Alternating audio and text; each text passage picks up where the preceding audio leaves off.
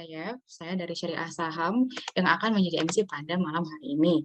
Nah, sebelum kita mulai, saya akan membacakan susunan acara terlebih dahulu. Jadi malam ini kita akan mulai dengan absen peserta. Nanti setelah pembukaan akan ada sedikit cerita tentang profil dari PT Widodo Makmur Perkasa. Kemudian akan lanjut ke moderator, yang mana nanti Maaf sih dipersilahkan untuk melakukan sambutan sekalian langsung lanjut moderator event. Kemudian nanti dari jam 19.45 hingga 20.30 WIB akan ada sesi pemaparan dari WMPP, dan kemudian dari jam 20.30 hingga 21.30 adalah sesi Q&A dan diakhiri dengan foto bersama, sehingga nanti sesi Q&A-nya terakhir setelah pemaparan dari WMPP. Nah, sebelum saya masuk ke cerita tentang profil WMPP, mohon maaf sebelumnya, apakah dari pihak Widodo Makmur akan ada share screen mengenai video profile atau apakah ada materi?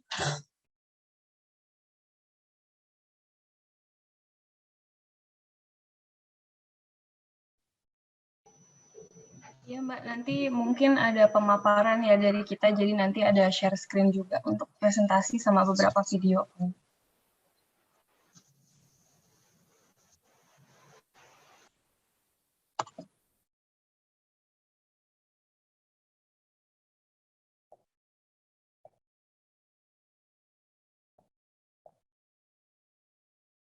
Oke, terima kasih, tadi nggak bisa unmute. Ya baik, jadi nanti dari pihak WMPP akan ada share screen ya, perihal profilnya. Karena ini untuk absensinya masih menunggu link, mungkin bisa langsung dipersilakan share screen untuk profil dari WMPP. Mungkin dari Ibu Mega yang akan share screen? Atau Pak dari Pak Eko? Oh, nggak bisa unmute. Ini mohon maaf, bisa dijadikan co-host. Ini hostnya lagi ada meeting, Mbak, Kak Ade. Nah, ini ada Mas Pradipta ya dari WMPP-nya. Ya. Oke.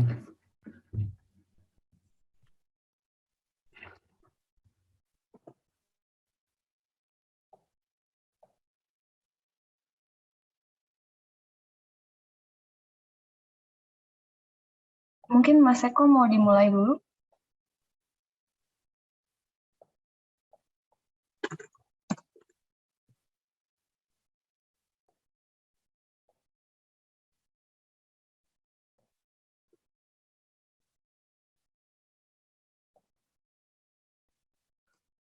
Ya baik, terima kasih. Ini maaf sedikit permasalahan nggak bisa ambil sendiri. Silahkan dari pihak PT Widodo Makmur Perkasa, tadi dari Pak Eko, untuk memulai pemaparan tentang profil singkat dari PT Widodo Makmur Perkasa. Waktu dan tempat saya persilakan. Oke, udah bisa masuk ya suaranya? Sudah. Ya, oke. Dari tadi mau masuk tapi masih di unmute. Oke, bismillahirrahmanirrahim. Assalamualaikum warahmatullahi wabarakatuh. Selamat malam teman-teman semua. Terima kasih malam ini kita dikasih kesempatan untuk sharing mengenai Widodo Makmur Perkasa. Tentunya nanti ada beberapa slide, ada juga video gitu, biar bisa mengenal kita lebih dalam. Mungkin untuk mempersingkat waktu, saya mulai presentasinya. Mungkin nanti ada dari saya dan dari Mbak Mega. Oke. Visi kami itu menjadi penyedia pangan bagi bangsa, atau to provide food for the nation. Next. Widodo Makmur Perkasa terdiri dari 5 lini bisnis yang terintegrasi secara vertikal maupun secara horizontal. Masing-masing bisnis lain ini berdiri sendiri, tetapi dengan terintegrasinya dari kelima bisnis unit ini membuat kita menjadi lebih efisien dan tentunya lebih kompetitif di market. Lini bisnis yang pertama adalah integrated cattle farm atau peternakan penggemukan sapi yang terintegrasi. Outputnya di sini main produknya adalah live cattle. Kemudian yang kedua adalah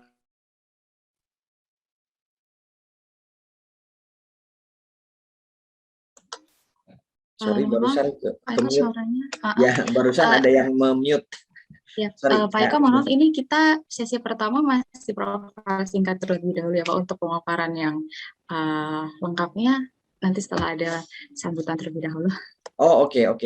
Ya, kalau gitu mungkin itu dulu karena sudah diingatkan tadi. Terima kasih sama Mbak Yev.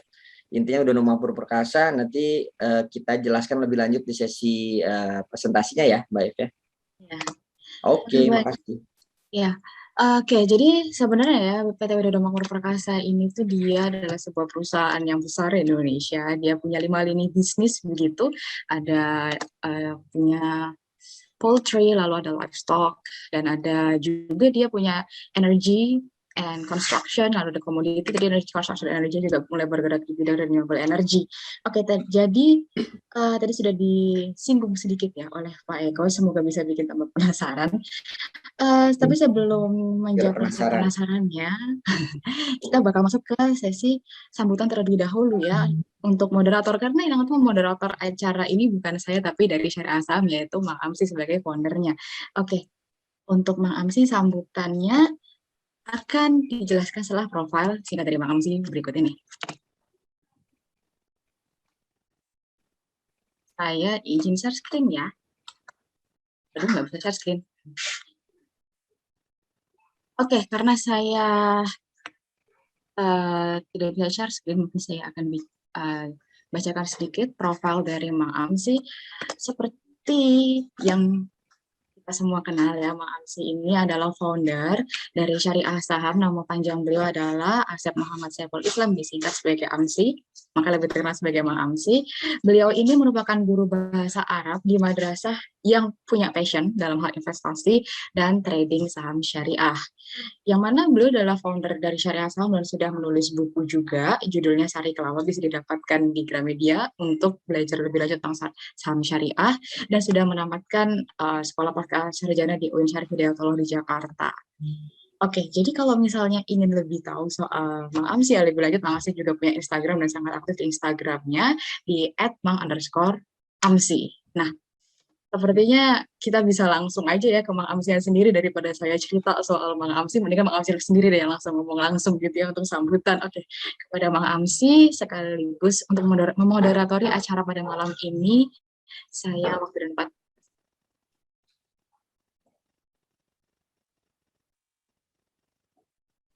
Oke, bismillahirrahmanirrahim. Assalamualaikum warahmatullahi wabarakatuh.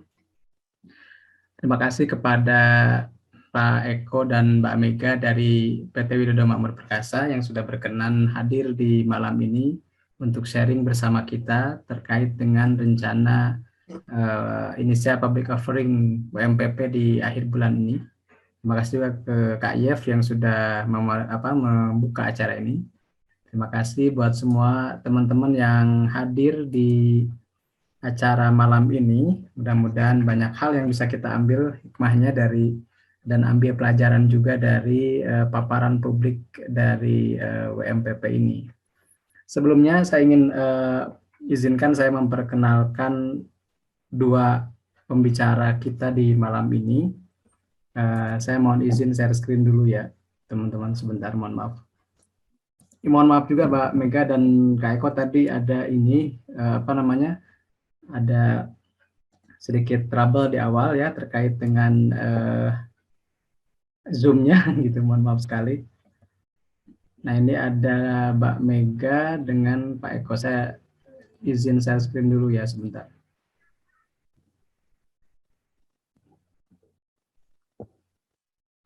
Ini ada ya. Jadi pemateri yang pertama ada Pak Eko Agmi Andriana SE, beliau dari Bandung ya, dari Cimahi, lahir di Cimahi 380, kemudian juga jabatan di Widodo Makmur Perkasa sebagai Chief Finance Officer atau salah satu direksi juga. Latar belakang pendidikan beliau di Unpar ya, di Ilmu Ekonomi dan Studi Pembangunan. Riwayat pekerjaannya dimulai dari perbankan ya Pak, ternyata dari Bank Niaga, CIMB Niaga, kemudian masuk ke Widodo Makmur Perkasa, mulai tahun 2015, kemudian PT Pangan Makmur sampai sekarang 2021 ya.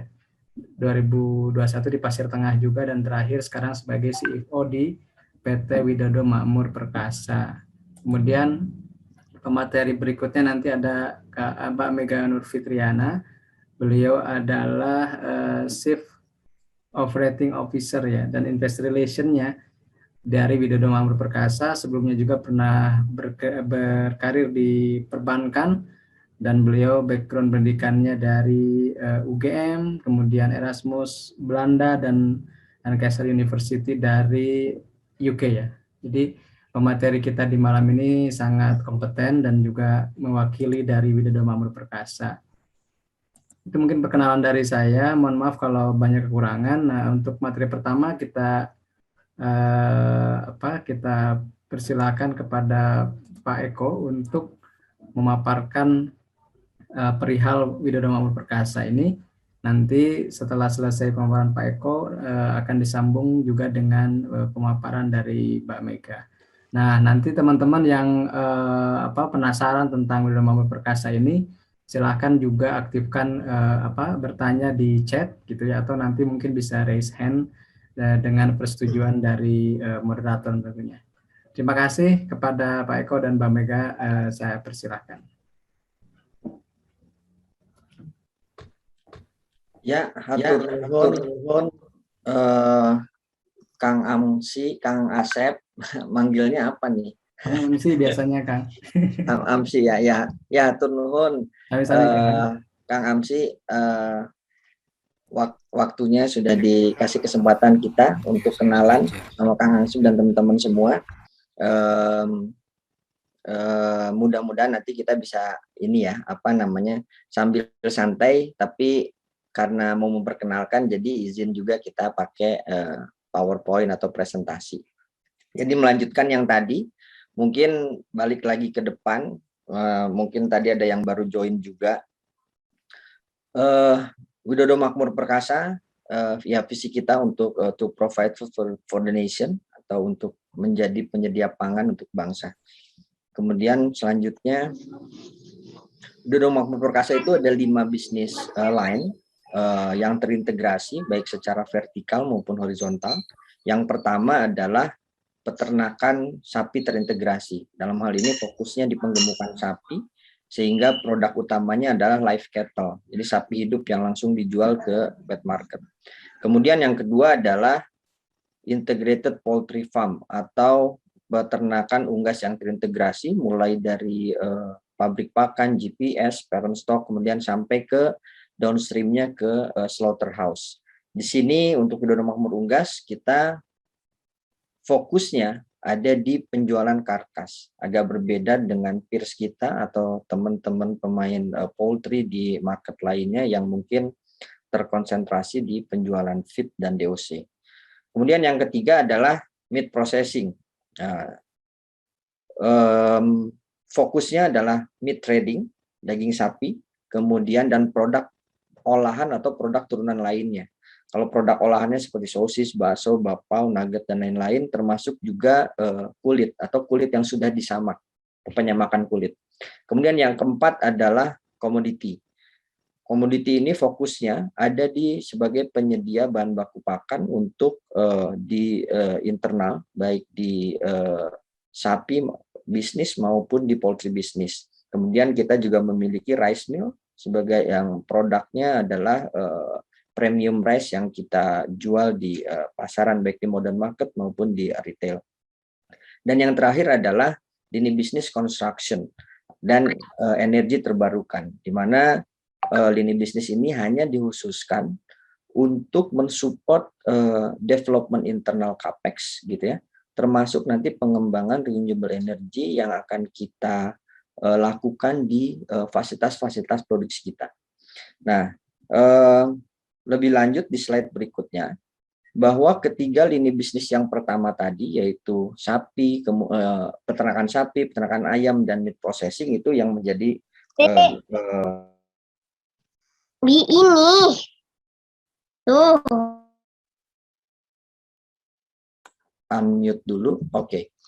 contribution yang menjadi revenue drivernya. Sementara di lini bisnis yang dua terakhir, yaitu komoditi, kita mulai dari komoditi, dia akan menjadi supporting. Yang pertama mensupport, dalam hal ini komoditi akan melakukan corn plantation atau integrated farming, di mana dia juga akan memberikan support terhadap bahan baku pakan, baik itu ke lini bisnis sapi maupun ke lini bisnis unggas. Kemudian selanjutnya akan terus ke produk-produk tersebut akan masuk ke meat processing, di mana meat processing akan menjadi the next revenue driver. Dalam hal ini yang kelima adalah construction dan energy, akan memberikan support in term of internal development dari internal capex, dan juga menyelenggarakan renewable energy atau solar panel yang akan kita pasang di seluruh fasilitas produksi kita, terutama yang berada di remote area. Next. Bisnis yang dilakukan Widodo Makmur Perkasa ini sudah dimulai sejak 26 tahun yang lalu, atau tepatnya di tahun 1995, terus berkembang dimulai dari bisnis trading sapi, kemudian penggemukan sapi, kemudian masuk ke di 2014 mulai masuk ke, kemudian kita juga memiliki rice mill untuk memproduksi premium rice di 2016, kemudian kita starting masuk ke sektor unggas itu di 2017. Dan alhamdulillah di awal tahun ini Widodo Makmur Unggas juga sudah tercatat di bursa di 2 Februari 2021. Kemudian insya Allah holdingnya dalam hal ini Widodo Makmur Perkasa juga kami rencanakan untuk listing di akhir November ini. Widodo Makmur Perkasa ini dimiliki secara mayoritas oleh Pak Tumiana dan keluarga. Kemudian subsidiarisnya 4 subsidiaries livestock atau Pasir Tengah, PT Pasir Tengah, kemudian meat processing PT Cianjurata Makmur, kemudian komoditi Widodo Food Makmur Sejahtera, dan LMP Construction Energy itu 99,5% secara mayoritas dimiliki oleh Widodo Makmur Perkasa. Hanya Widodo Makmur Unggas yang dimiliki oleh WMP hanya sebesar 76,5%, dan karena telah IPO di mana 15%-nya dimiliki oleh publik. Next, oke. Selanjutnya kita coba masuk lebih dalam terhadap setiap lini bisnis yang kita miliki. Next. Sebelum kita masuk, mungkin izinkan teman-teman kita akan tayangkan video profil kita mungkin sekitar 5 menit. Ini summary lah gitu ya, biar sebelum nanti jelaskan lebih detail kita sampaikan dulu video profilnya. Silakan. Indonesia, a beautiful country with rich diversity and abundant natural resources in support of its economic growth. In line with the Indonesian National Development Goal and aspiration, Widodo Makmur Perkasa have grown and runs its businesses by implementing the local wisdom and values in order to serve the nation's growing needs of protein and quality food. Widodo Makmur Perkasa adalah perusahaan consumer good, komoditi dan agriculture terbesar di Indonesia. Didukung oleh para tenaga ahli dan muda, Widodo Makmur Perkasa memiliki 5 bisnis line yang saling terintegrasi, yaitu livestock, meat processing, poultry, komoditi, construction, dan energi. Memegang teguh visi provide food for the nation, orkestrasi dan efisiensi terjadi di 5 bisnis line, sehingga Widodo Makmur menjadi perusahaan consumer good dan komoditi terbesar di region.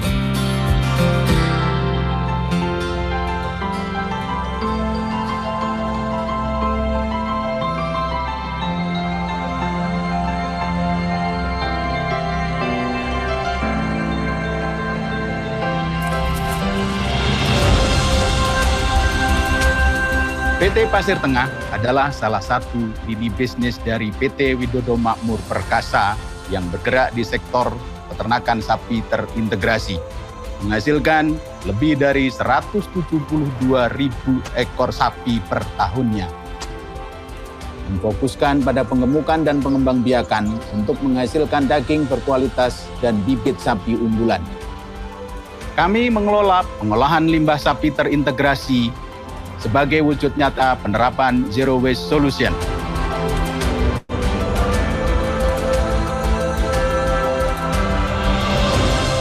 Cianjur Arta Makmur mengoperasikan rumah potong hewan modern berstandar internasional, menghasilkan daging berkualitas melalui anak usahanya Prima Widodo Makmur, menghasilkan produk bakso, sosis, nugget, dan produk olahan daging lain. Produksi hasil olahan daging kami didistribusikan ke seluruh penjuru tanah air. Garut Makmur Perkasa mengoperasikan fasilitas leather tannery dengan kapasitas produksi 4,5 juta square feet per tahun untuk mensupport industri military and safety shoes, upholstery, otomotif, dan fashion. Widodo Makmur Unggas merupakan lini bisnis poultry terintegrasi dan kami memiliki fokus bisnis pada downstream. Kami mengoperasikan beberapa fasilitas produksi berupa feed mill, broiler breeding farm, grand parent stock, dan parent stock, hatchery, broiler commercial farm, layer commercial farm. Rumah potong hewan unggas kami menghasilkan produk karkas dan turunannya dengan prinsip aman, sehat, utuh, halal, dan bebas salmonella. Widodo Food Makmur Sejahtera, kami menyediakan pangan dalam bentuk beras, jagung, dan bahan baku pakan untuk kepentingan eksternal maupun internal. Kami mengoperasikan fasilitas produksi rice mill modern unit dengan kapasitas 50.000 ton per tahun. Langgeng Makmur Perkasa merupakan salah satu lini bisnis Widodo Makmur Perkasa Group yang bergerak di bidang konstruksi dan energi. Saat ini kami sedang fokus dalam pembangunan berbagai fasilitas internal grup, serta pengembangan energi terbarukan baik solar panel maupun wind turbine dengan target 158 MW peak hingga tahun 2026. Hal ini tentunya akan memberikan efisiensi yang luar biasa bagi pertumbuhan grup. Widodo Makmur Perkasa offers a youth development program to train young generation to become entrepreneur and partners of the group, to become part of our sustainable business ecosystem. With our 5 business pillars, Widodo Makmur Perkasa will continue to innovate, synergize, and grow, to be the leading company and trusted partner in the consumer goods and agriculture commodities industry in Southeast Asia region. Widodo Makmur Perkasa, provide food for the nation.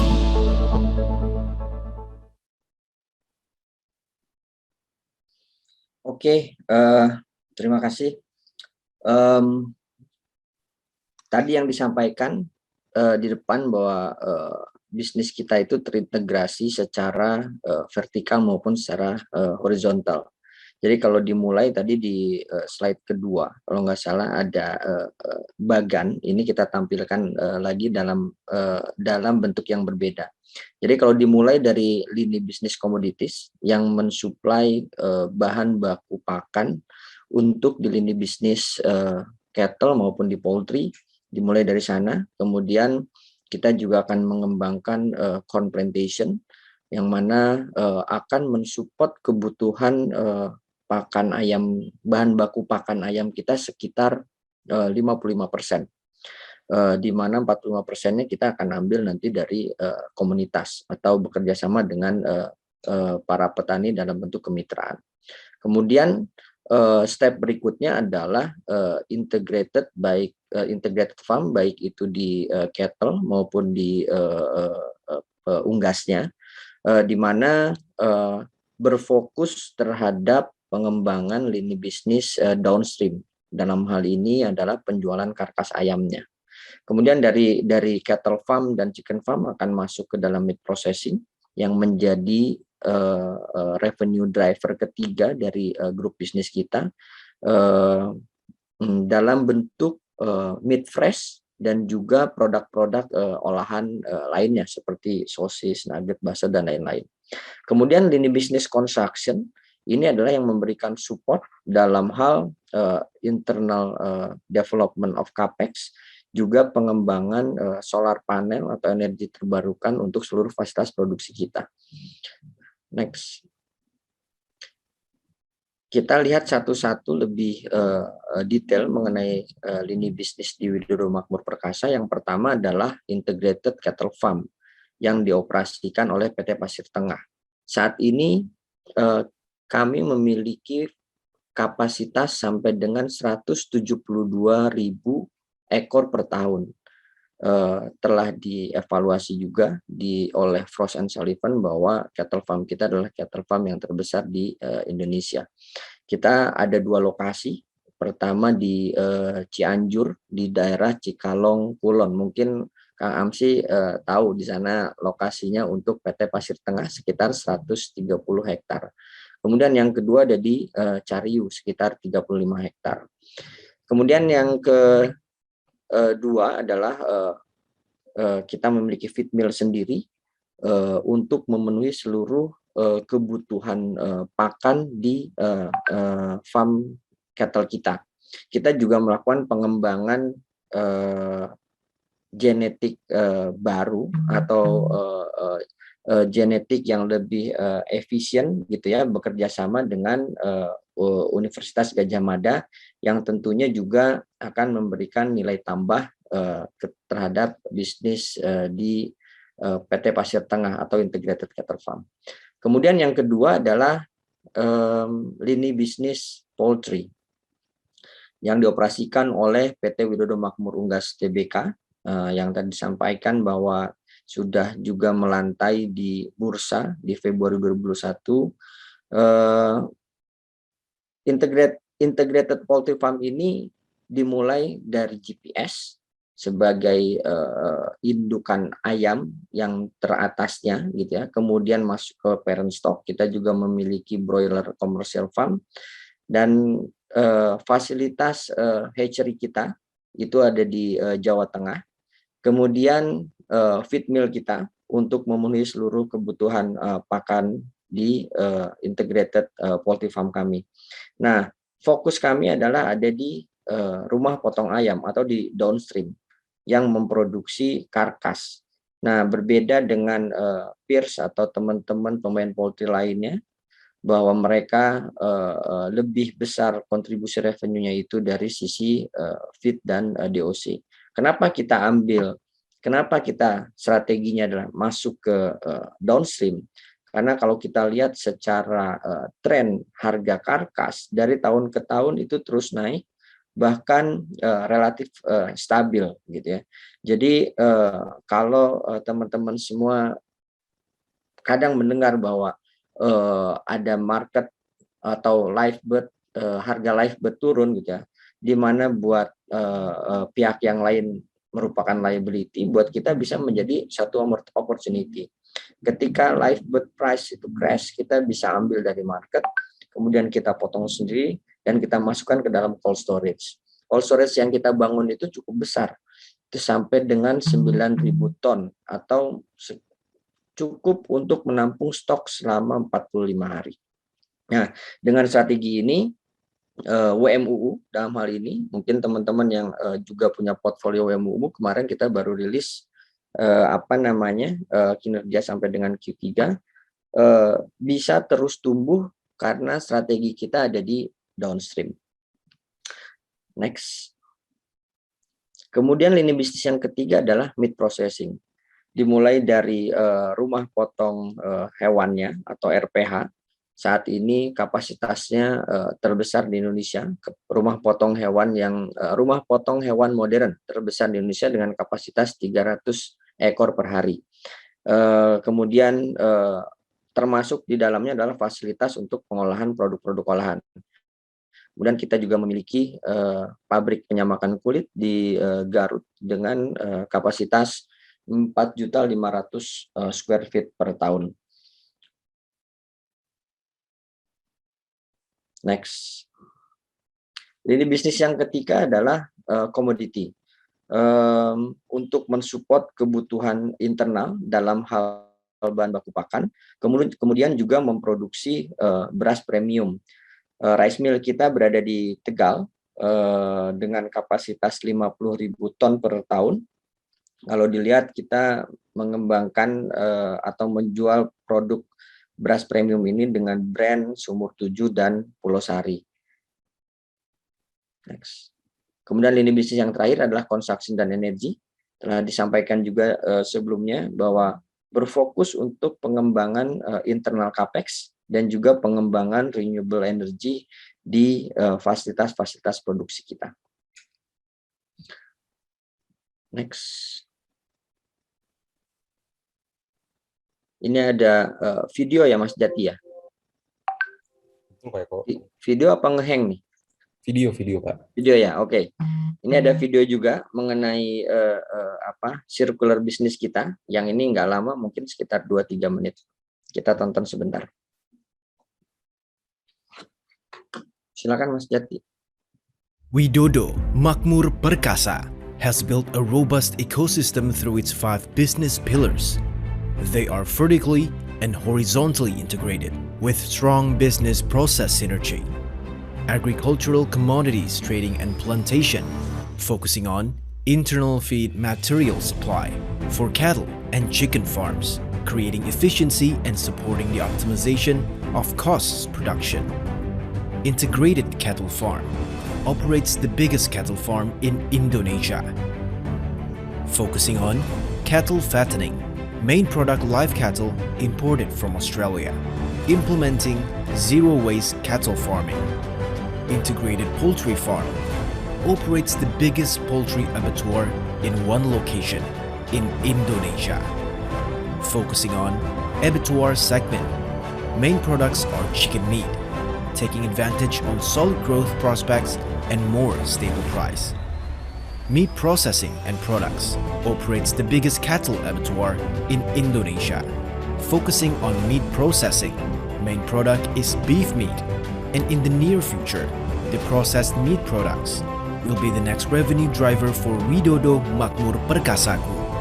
Construction and Energy, focusing on internal facilities construction and most importantly, renewable energy installation, thus creating significant cost efficiencies for the whole group.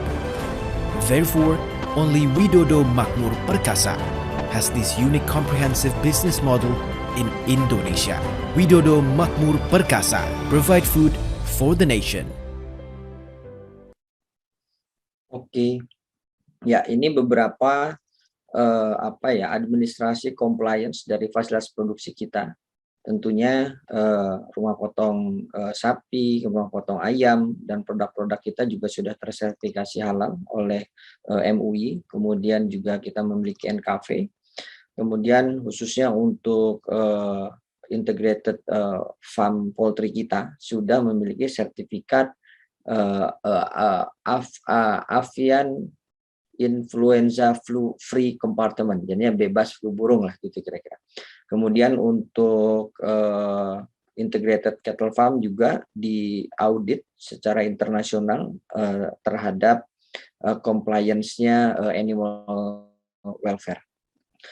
Kemudian ya ini beberapa penghargaan yang diperoleh oleh CEO kita Pak Tumiana yang dapat memberikan keyakinan kepada teman-teman bahwa beliau yang capable untuk meran bisnis Widodo Makmur Perkasa sebagai CEO of the Year 2019, kemudian BCO Indonesia di 2019, Most Committed GRC di 2019, CMO of the Year 2018, dan The Best Industry Marketing Championship 2017. Kemudian next ya.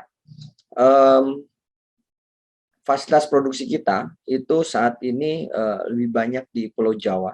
Kenapa demikian? Karena memang secara populasi di Indonesia itu mayoritas adanya di Pulau Jawa. Kemudian Pulau Jawa ini juga merepresentasikan besarnya konsumsi daging sapi atau 70% dari total konsumsi di Indonesia, juga konsumsi daging ayam itu sekitar 50% dari total konsumsi Indonesia. Kemudian untuk jaringan distribusi produk-produk kita juga tersebar di seluruh wilayah di Indonesia, di Jawa, kemudian sampai dengan ke Bali, Sumatera, Kalimantan, Sulawesi, bahkan sampai ke Papua sana. Kita jualan tidak hanya ke level distributor, tapi juga langsung direct ke modern market seperti supermarket, kemudian HoReCa, hotel, restoran, catering, bahkan kita juga memiliki distribusi melalui e-commerce ya. Next. Ya, bisnis strategi kita yang pertama adalah kita akan mengoptimalkan dalam cost reduction, terutama dengan pengembangan integrated corn plantation, di mana di dalamnya nanti ada cattle farm, kemudian ada chicken farm juga, yang mana dari integrated farm tersebut akan memberikan dampak terhadap efisiensi biaya pakan baik di sapi maupun di peternakan ayam itu sampai 25% cost reduction-nya. Kemudian juga dengan pengembangan renewable energy yang kita akan pasang di seluruh fasilitas produksi kita akan memberikan dampak cost reduction hingga ke 30%. Kemudian kita juga terintegrasi atau mengintegrasikan seluruh fasilitas produksi kita, baik dari mulai ekspor yard, feed mill, breeding, fattening, sampai dengan ke utilisasi dari waste-nya atau pemanfaatan limbahnya, baik itu untuk pupuk maupun untuk energi terbarukan. Kemudian kita akan terus menancapkan titik-titik distribusi di seluruh wilayah di Indonesia. Saat ini mudah-mudahan dalam waktu dekat juga kita bisa ke regional, dalam hal ini mengekspor produk-produk kita. Kemudian kita fokus di downstream bisnis, khususnya di poultry business, bahwa kita fokus di penjualan karkas ayam dengan keunggulan margin yang lebih baik karena harga karkas ayam yang relatif stabil. Kemudian selanjutnya ya key investment highlight, kayaknya Mbak Mega nantinya akan memaparkan termasuk nanti poin-poin mengenai kinerja keuangan. Silakan Mbak Mega. Oke, thank you Pak Eko. Selamat malam teman-teman semuanya, Mbak Amsi, Mbak Yev. Terima kasih atas opportunity-nya. Ini udah malam nih, Jumat malam, semoga nggak pada ngantuk ya kita kasih pemaparan kayak gini. Nah, selanjutnya kita akan memberi pemaparan mengenai key investment highlight dari Widodo Makmur Perkasa yang nantinya akan menjadi daya tarik bagi perusahaan kami. Jadi ada 5 poin yang ingin saya highlight di sini sebagai competitive advantage dari Widodo Makmur Perkasa. Next. Mungkin bisa dimulai dari industrinya, yaitu grup kami memiliki industri consumer goods dan juga komoditas pertanian yang dinamis dan menarik dengan prospek pertumbuhan yang solid.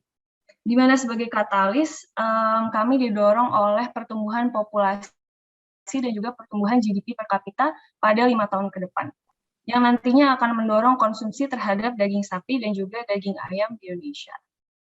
Kemudian pertumbuhan terhadap konsumsi daging ayam dan daging sapi di Indonesia juga akan terus tumbuh, didukung oleh growing middle class segment dan juga productive age population di Indonesia.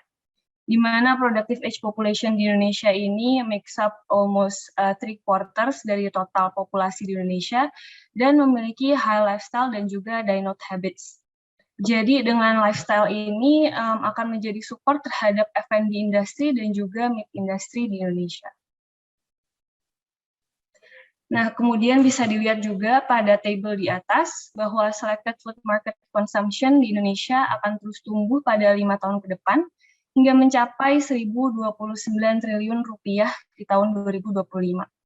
Pertumbuhan ini juga didorong oleh konsumsi terhadap daging sapi yang terus tumbuh pada rate 0,6% per tahunnya, dan juga konsumsi terhadap daging ayam yang terus tumbuh dengan rate 1,7% per tahunnya. Kemudian bisa dilihat juga pada bagian di kiri bawah, bahwa konsumsi terhadap daging ayam dan daging sapi di Indonesia dibandingkan dengan negara ASEAN lainnya masih cenderung rendah. Jadi hal ini menunjukkan bahwa masih adanya opportunity and room for growth untuk industri tersebut di Indonesia. Dari data yang disajikan oleh Frost & Sullivan, konsumsi terhadap daging sapi di Indonesia akan tumbuh mencapai 2,9 kg per kapita pada tahun 2025, sedangkan untuk konsumsi terhadap daging ayam akan tumbuh sampai dengan 15 kg per kapita. Nah, yang menjadi daya tarik bagi WMPP itu sendiri adalah ekosistem yang kami miliki. Karena kami memiliki ekosistem consumer goods dan juga komoditas pertanian yang komprehensif. Mungkin tadi sudah disinggung sedikit juga oleh Pak Eko bahwa grup kami memiliki 5 lini bisnis yang terintegrasi secara vertikal dan juga horizontal. Di mana lini bisnis komoditis dan juga construction dan energi itu bertindak sebagai support terhadap 3 lini bisnis lainnya yang menjadi revenue driver bagi grup kami. Jadi revenue driver dari WMP ini adalah cattle bisnisnya, kemudian poultry business, dan juga meat processing. Dan grup kami mampu mengorkestrasikan kelima lini bisnis kami dan menciptakan ekosistem yang saling mendukung. Dengan adanya ekosistem ini, grup kami juga mampu menciptakan cost efficiency dan juga improving our bottom line. Kemudian yang ketiga, grup kami memiliki fasilitas agroindustri yang ekspansif didukung oleh integrated farming yang kami miliki. Di mana grup kami terus mengembangkan fasilitas-fasilitas produksi kami dan juga grow our business lines untuk menjadi market leader di industri consumer goods dan juga komoditas pertanian di Indonesia. Di mana dengan fasilitas-fasilitas yang kami miliki di seluruh Pulau Jawa ini, kami mampu memberikan security of supply to our customers. Jadi ke depannya nanti pada 5 tahun ke depan, grup kami akan membangun fasilitas-fasilitas produksi lagi di 3 titik lokasi di Indonesia, yaitu di Sumatera dengan luasan area 6.000 hektar, kemudian di Sulawesi dengan luasan area 9.000 hektar, dan di Papua dengan luasan area 15.000 hektar. Di mana pada masing-masing lokasi ini, grup kami juga telah mengantongi nota kesepahaman dengan pemerintah lokal, pemerintah daerah, untuk pengembangan ke depannya. Jadi, apa sih yang disebut dengan integrated farming ini yang akan kami kembangkan? Jadi, dalam satu lokasi ini, kami akan membangun beberapa fasilitas produksi, yaitu ada peternakan sapi, kemudian peternakan ayam terintegrasi, ada juga perkebunan jagung, kemudian ada pemrosesan biofertilizers, ada juga pabrik pakan ternak, dan didukung oleh renewable energy. Jadi dengan adanya ekosistem ini, grup kami juga mampu menciptakan efisiensi pada bisnis proses kami dan promoting green business model. Selain itu, kami juga mampu mencapai cost efficiency sehingga bisa compete di market. Kemudian untuk poin yang paling penting yaitu grup kami mampu menciptakan cost efficiency dan juga memiliki exposure yang minimum terhadap price volatility, didukung oleh bisnis model kami yang terintegrasi dan juga green energy. Jadi mungkin kalau yang poin di mana minimum exposure to price volatility tadi juga udah disinggung oleh Pak Eko, di mana untuk poultry bisnis kami berfokus pada downstream. Jadi memfokuskan pada downstream ini meminimalisir exposure kami terhadap perubahan harga, karena harga terhadap karkas itu lebih stabil. Kemudian untuk poin yang cost efficiency, ada 3 poin yang ingin saya highlight di sini, yaitu yang pertama, grup kami memiliki pabrik pakan ternak sendiri. Dan ke depannya grup kami juga akan mengembangkan perkebunan jagung, yang nantinya akan menciptakan security of supply untuk raw material pada animal feed dan juga cost efficiency. Kemudian grup kami juga memproses biofertilizers sebagai komitmen kami untuk mengimplementasikan zero waste concept. Selain itu, yang ketiga, Grup kami juga dalam proses pengembangan renewable energy dan saat ini sedang dalam proses instalasi solar panel pada fasilitas-fasilitas produksi kami. Nantinya pada first half 2022, grup kami akan mampu menginstall kapasitas dengan sebesar 37,7 megawatt peak solar panel di fasilitas produksi kami. Next. Mungkin untuk mengetahui lebih lanjut mengenai circular economy dan juga cost efficiency yang terjadi pada bisnis kami menunjukkannya pakai video aja ya.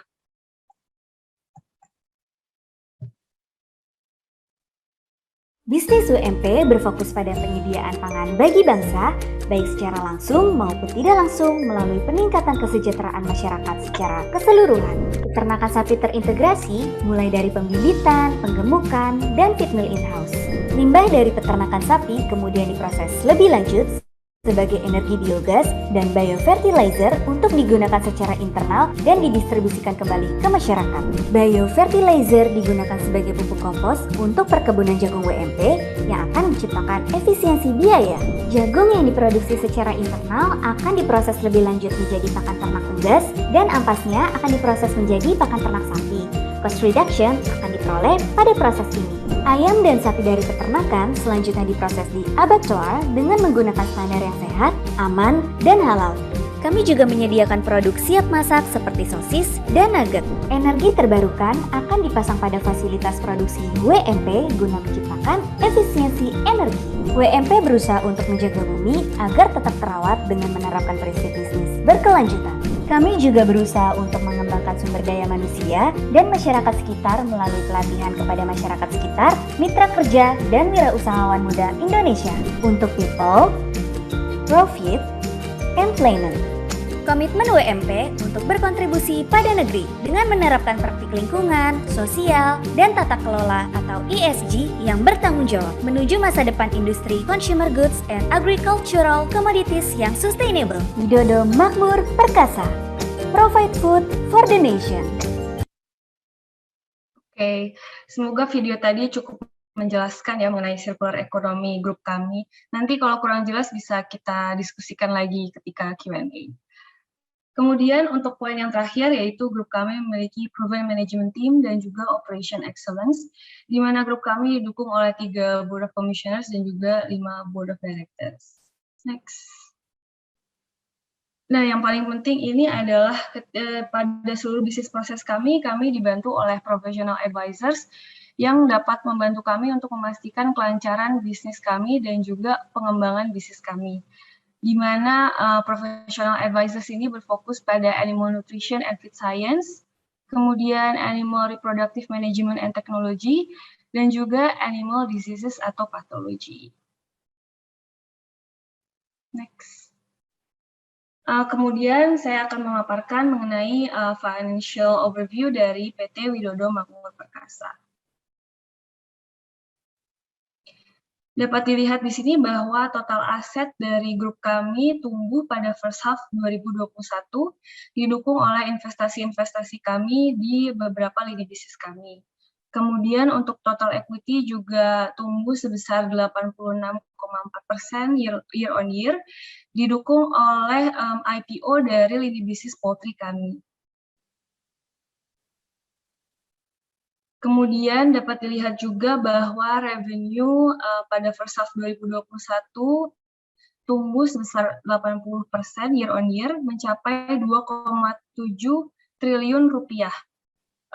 The biggest contribution dari revenue ini adalah poultry business sebesar 48%. Benar.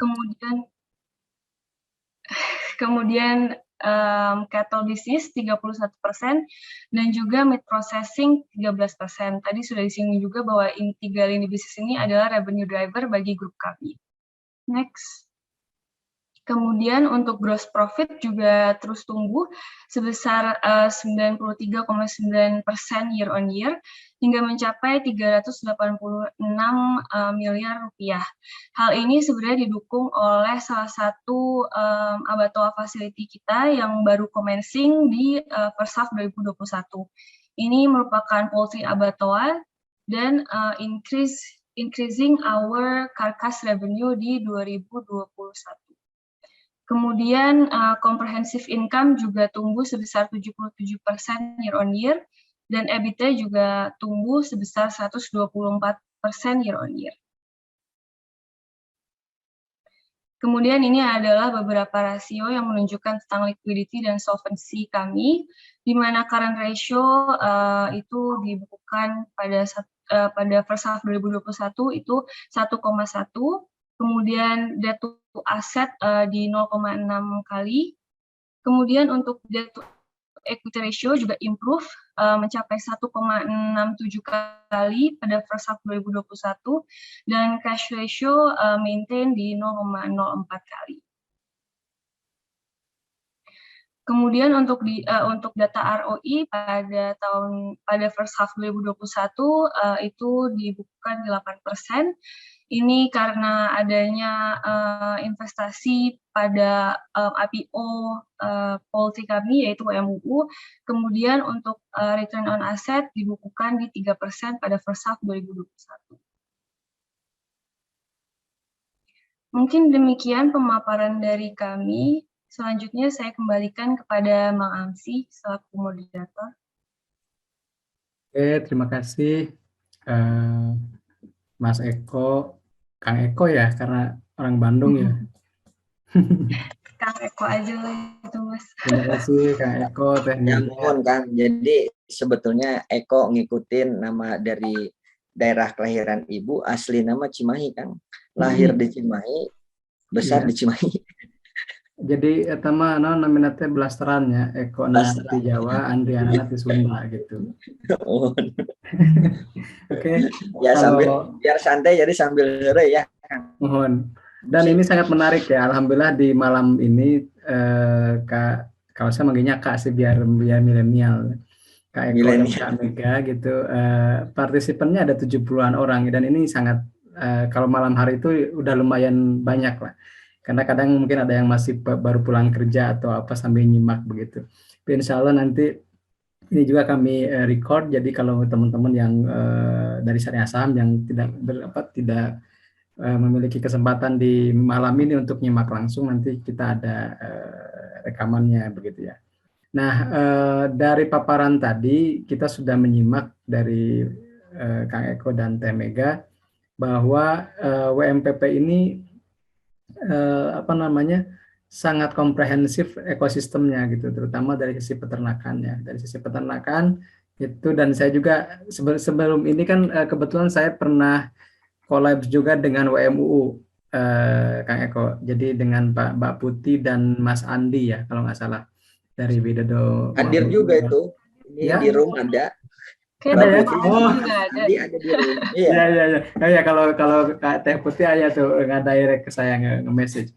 Jadi waktu itu juga kebetulan saya ngebahas dari perspektif fundamentalnya gitu di bulan Juli atau Agustus saya lupa, dan saya bilang begini, WMU ini saya singkatnya waktunya menabung untung unggas, gitu kan singkatannya.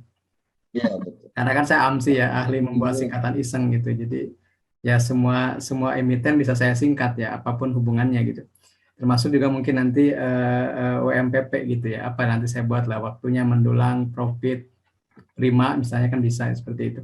Nah, kita lihat tadi dari paparan dari Kak Eko dan Teh Mega itu kita melihat satu ekosistem yang sangat bagus, dan saya juga kemarin sempat baca prospektusnya, dan sebagian besar mungkin nanti yang perlu dijelaskan oleh Pak Eko dan Teh Mega itu dari sisi dana IPO-nya itu kan nanti peruntukannya atau dominannya kemana, mungkin itu kalau dari saya ya. Tapi sebelum itu saya punya pertanyaan dari audiens. Nanti juga yang kalau mau bertanya langsung silakan boleh raise hand. Nanti saya unmute-kan dan langsung ngobrol dengan Pak Eko atau Bu Mega langsung. Nah, ini ada Mas Arif dari Jakarta ya. Pertanyaannya adalah, untuk lini bisnis rice mill, input produksinya dari mana ya Pak? Apakah dari Gapoktan atau perseroan punya rice field sendiri? Jadi mungkin ini bicaranya pabrik beras ya. Pabrik berasnya itu dari mana produksinya? Apakah dari kelompok tani tertentu atau memang perusahaan sendiri punya sawahnya sendiri? Itu mungkin pertanyaan pertama Pak. Silakan dijawab. Ya, rice mill, kita punya rice mill sendiri, lokasinya itu ada di Tegal, tepatnya di daerah Slawi. Itu kapasitasnya sekitar 50.000 ton. Sementara kalau untuk bahan bakunya itu kita ngambil langsung dari para petani. Itu kalau di sekitar wilayah Tegal dan sekitarnya itu mungkin Jawa Tengah itu kan produksi bisa sampai sekitar 9 juta ton. Sementara di Tegal sendiri mungkin sekitar Tegal dan sekitarnya, Pekalongan, Batang, kemudian sampai ke Cirebon, ke Purwokerto, Brebes paling sekitar 1,3 juta ton. Jadi kita masih banyak di sana produksi padinya. Jadi untuk kapasitas 50.000 ton memang nggak terlalu besar lah ya, masih kecil kita. Mudah-mudahan di tahun depan kita bisa tingkatkan kapasitasnya sampai dengan ke 100.000 ton per tahun. Gitu Kang Afsi. Oke, terima kasih Pak Eko. Mungkin dari Ibu Mega ada tambahan? Ya, mungkin menambahkan sedikit, kalau dari pertanyaan tadi, jadi yang kita produksi itu rice to rice, dan kita bekerja sama dengan petani lokal, jadi kita ada kemitraannya. Oke, terima kasih. Nah, sekarang begitu ya, Kang Arif ya, Mas Arif tadi sudah dijawab langsung oleh Pak Eko, jadi memang punya rice field sendiri, mungkin kalau rice field lebih banyak di Jawa Tengah ya, Kang Eko ya? Ya, betul. Tegal, Slawi tadi udah disebutkan. Berikutnya dari Mas Yoga. Ini Mas Yoga Ahmad Gifari dari Penajam Pasar Utara. Oh, orang Kalimantan nih. Kalimantan Timur nih. Bertanya. Izin bertanya, apa segmen bisnis yang mempunyai margin terbesar? Apakah ada pelanggan WMPP yang memiliki kontribusi dominan atau lebih dari 10%?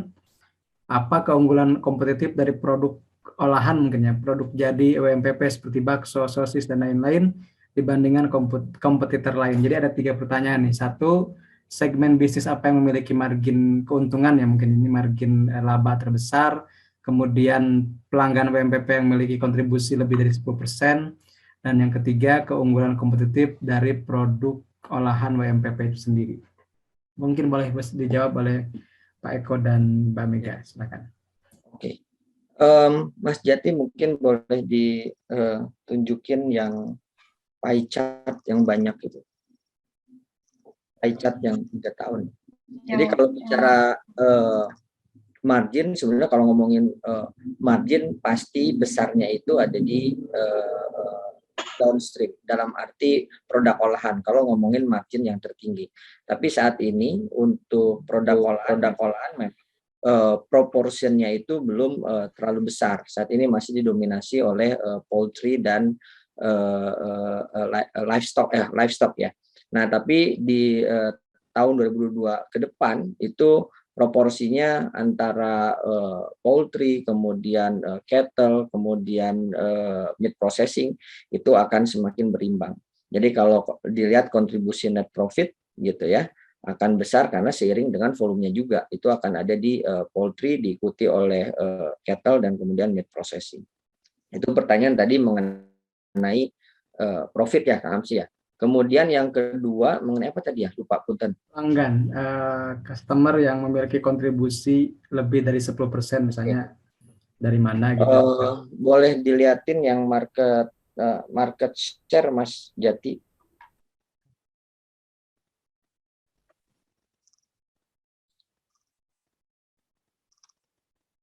Yang tabel-tabel. Ya, bahwa sebetulnya kita jual itu langsung untuk retail, walaupun melalui beberapa distributor. Yang satunya lagi yang tabel-tabel, bukan yang pie chart.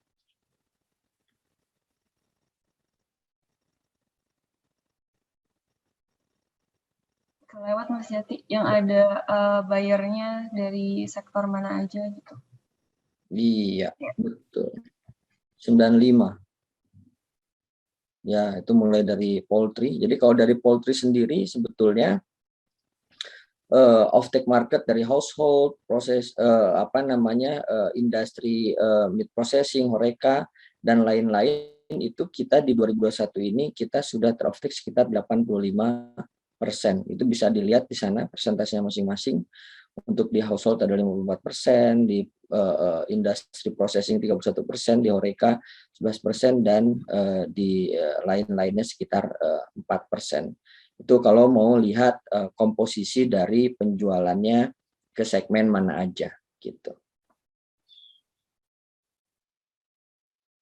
Kemudian yang terakhir tadi keunggulan produk olahan, Kang, dibanding yang kompetitor lain mungkin.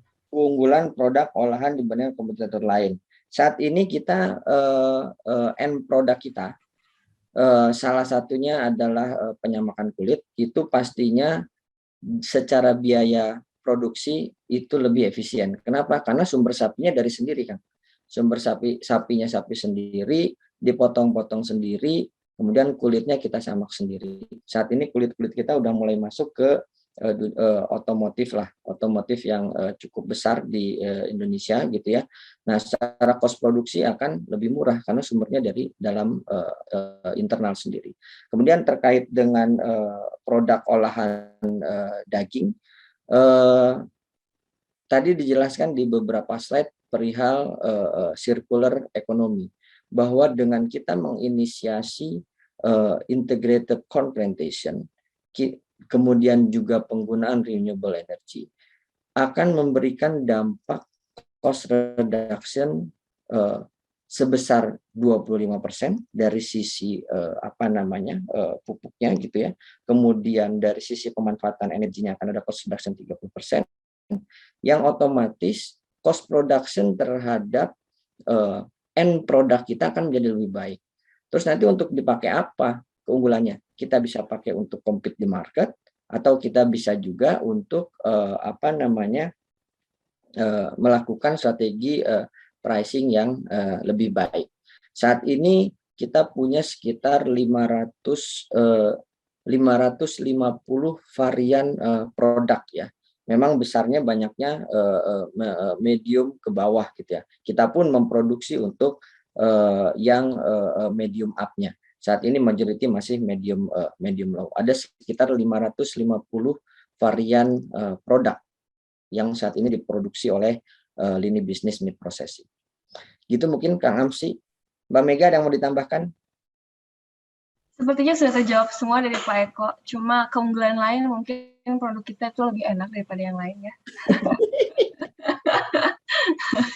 Terima kasih Kak Eko. Kalau kita webinarnya di offline, udah kasih cemilannya produk kita, Kang Amsi.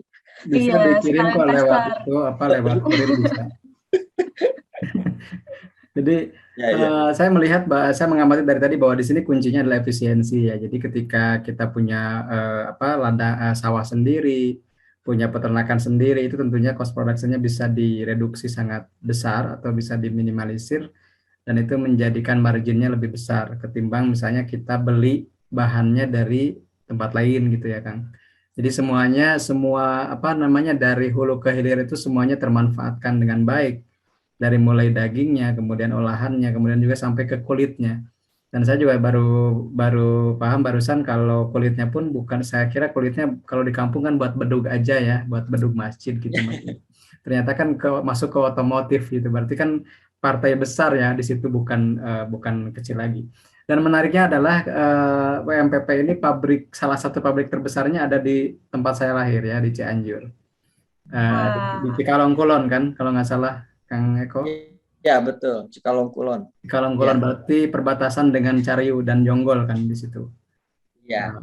Kemarin karena saya dijapri oleh teman saya orang Cikalong Kulon, Mang, WMPP itu pabriknya dekat rumah saya katanya. Oh seperti itu ya. Nanti ya mungkin saya perlu lihat ke sana, bener nggak ada sapinya di sana. Gitu. Nah benar, kita janjian di kandang nanti, Mang Amsi. Iya, jadi nanti kalau yang jadi investor tuh harus tahu ya, harus jangan beli kucing dalam karung begitu. Jadi kalau misalnya WMPP ini bergerak di bidang peternakan, berarti harus ke peternakannya lihat gitu. Jangan misalnya di pabrik eksposnya peternakan sapi, pas datang ke sana itu jadi ayam gitu ya. Jadi kita perlu melihat, dan kebetulan karena dekat, jadi saya bisa liatin.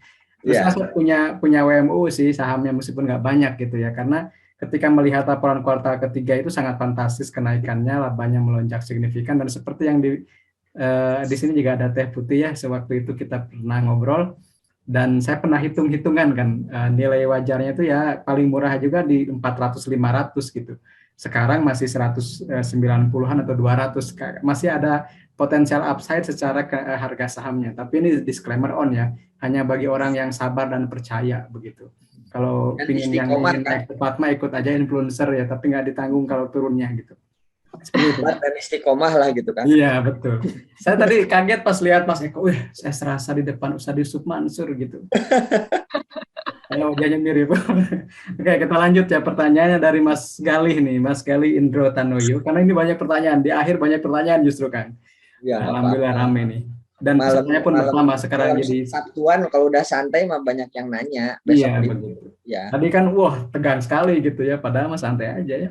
Nah sekarang dari Mas Galih nih Kang Eko. Jadi Mas Galih di Depok, bagaimana strategi WMPP agar nilai EPS atau earning per share ya, laba bersih per saham, dan BVPS atau book value per share, nilai buku per saham meningkat secara signifikan di tahun pertama setelah IPO.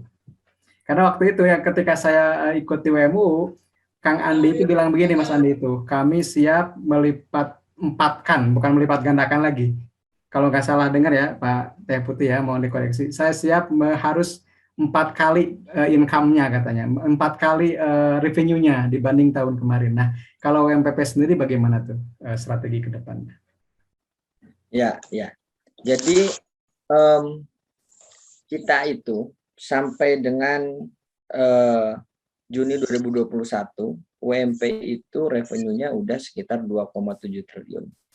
Insya Allah kita targetkan, kita udah lewat Q3 ya, akhir tahun ini expected kita bisa nyampe sekitar 6,5 triliun, 6,5 triliun revenue. Bottom mungkin sekitar 300 miliaran. Di 2022 targetnya akan increase revenue kita sampai sekitar 10,8 triliun, 10,9 triliun.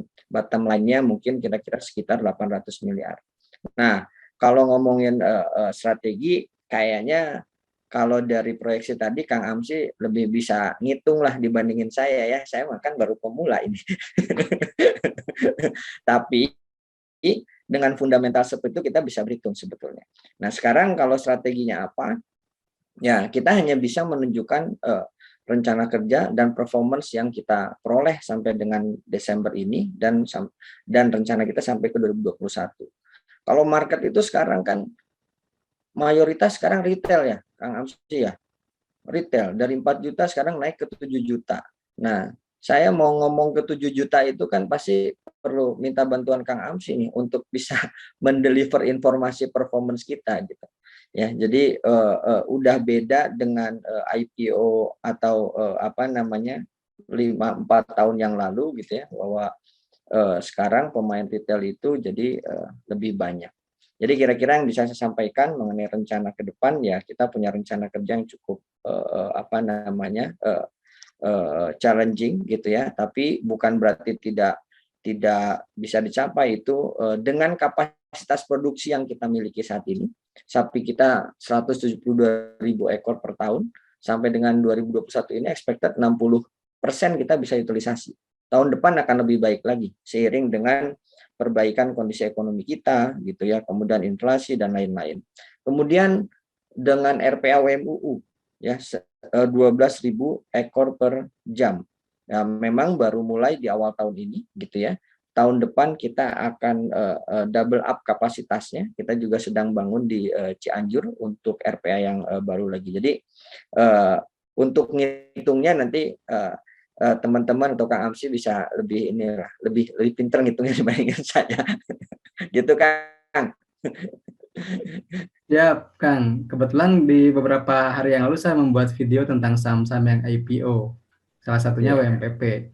Jadi saya membuatnya itu dari perspektif syariah atau tidaknya. Jadi kalau nanti Kang Eko, Teh Mega, dan Teh Putih dan teman-teman WMPP sahamnya katakanlah ingin dieksposur oleh teman-teman di komunitas syariah saham, mungkin yang pertama itu dipastikannya sahamnya masuk efek syariah dulu kan.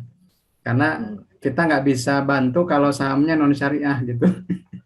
Karena syaratnya memang kalau investasi di komoditas kita itu pertama yang dipilihnya itu sahamnya masuk efek syariah, dia belum. Nah kemarin ketika kita kaji sementara masuk dari laporan keuangan terakhir sementara masuk karena rasio utangnya masih di bawah 45%, berbasis bunganya, kemudian pendapatan halnya pun masih di bawah 10%. Jadi untuk sementara masuk. Tapi meskipun sampai hari ini belum ada pengumuman di OJK, tapi kalau udah lihat prospektusnya, saya hitung-hitung itu masih masuk. Nah, kalau misalnya sudah masuk, insya Allah di syariah saham sering dibahas biasanya kalau saham-saham yang sudah syariah gitu ya.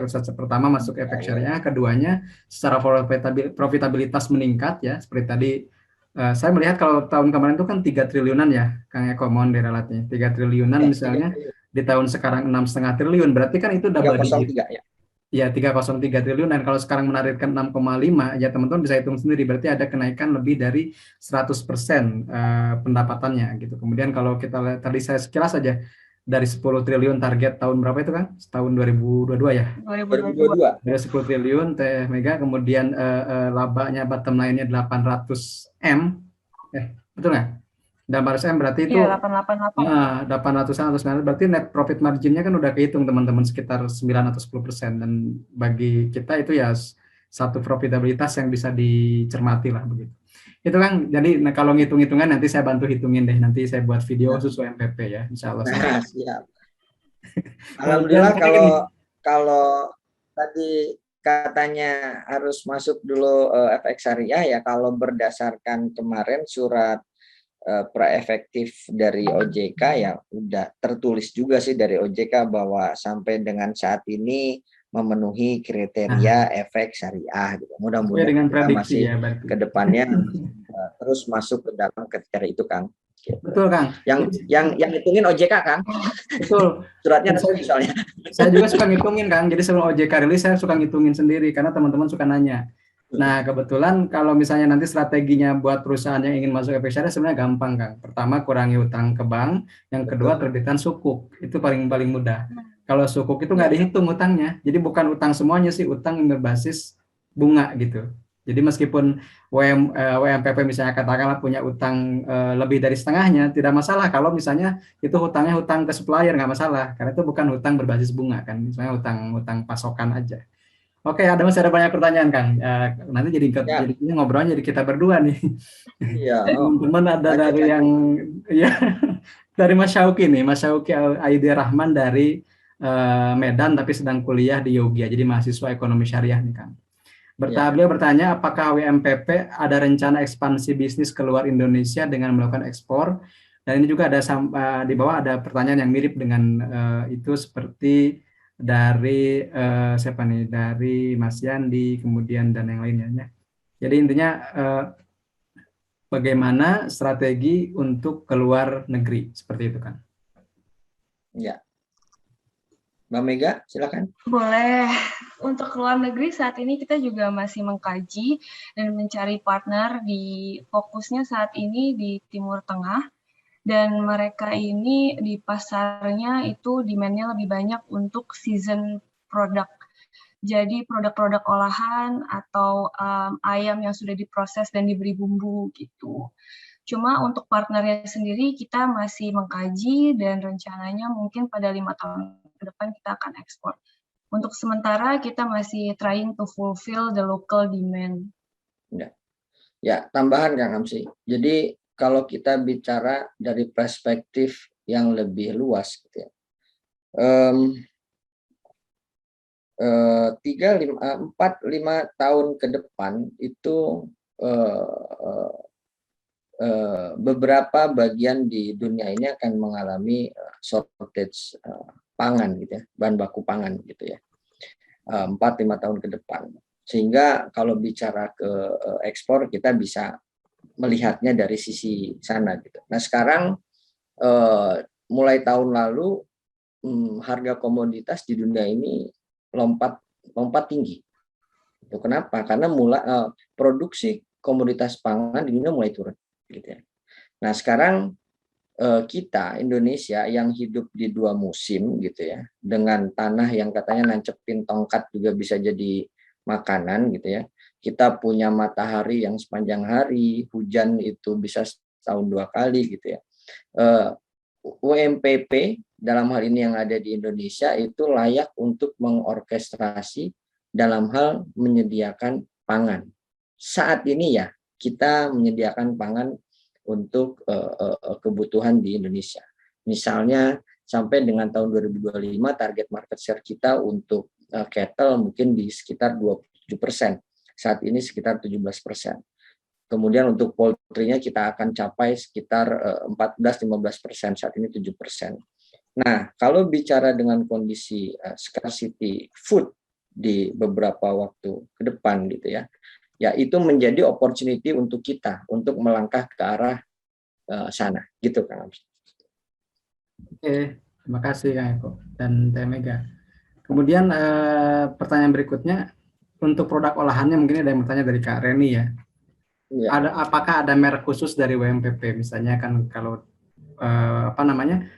kompetitor lain adalah mereknya apa, saya nggak sebut merek ya. Nah kalau WMPP ini punya brandnya apa kalau untuk olahan ya, produk olahan seperti sosis atau bakso dan yang lainnya gitu kan? Oke.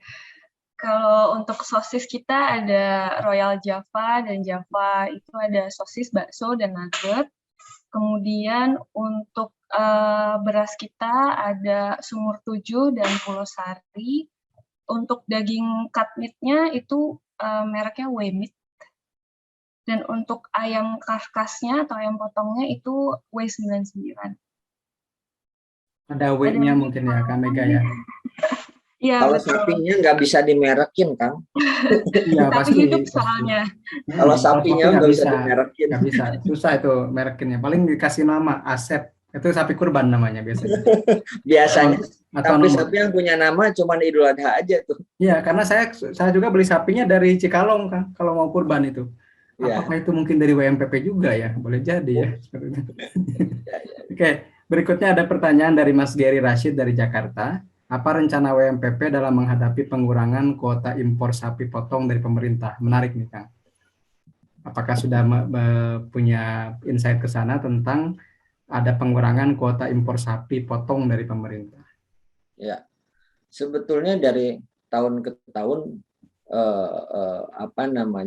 kalau kita lihat importasi sapi di Indonesia itu nggak pernah jauh, angkanya sekitar 750.000 per tahun gitu. Kenapa harus impor? Karena memang untuk memenuhi kebutuhan daging di Indonesia, kita tidak bisa tidak impor kan.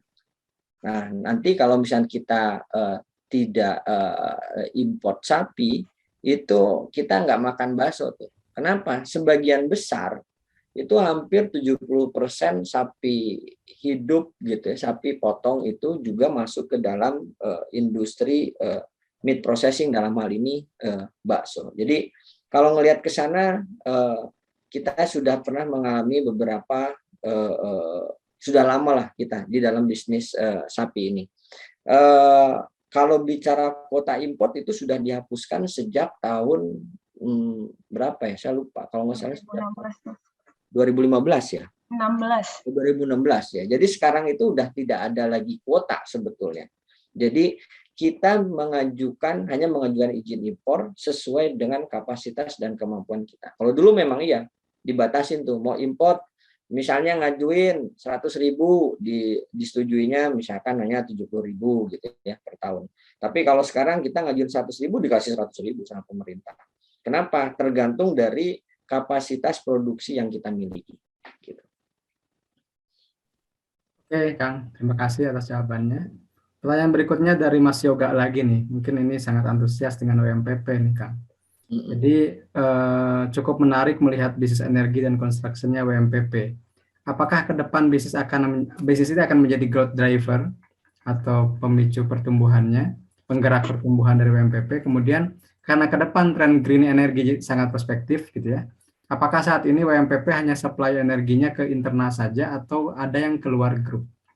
Seperti itu, Kang. Mas Jati nanti tolong sambil tunjukin yang grafnya energi ya. Kita sebenarnya untuk renewable energy ini kita masih fokuskan untuk kebutuhan internal kita sampai dengan 5 tahun ke depan. Di Q1 2022 kita targetkan itu sudah terpasang sekitar 37 megawatt peak. Itu Q1 2022. Sampai dengan 5 tahun ke depan kita akan pasang kapasitasnya mencapai 158 megawatt peak. Itu bisa dilihat di grafik yang kiri atas. Kenapa? Dengan kita melakukan itu, kita bisa mereduce cost energi hampir 50%-nya. Ada di yang bawah kanan itu.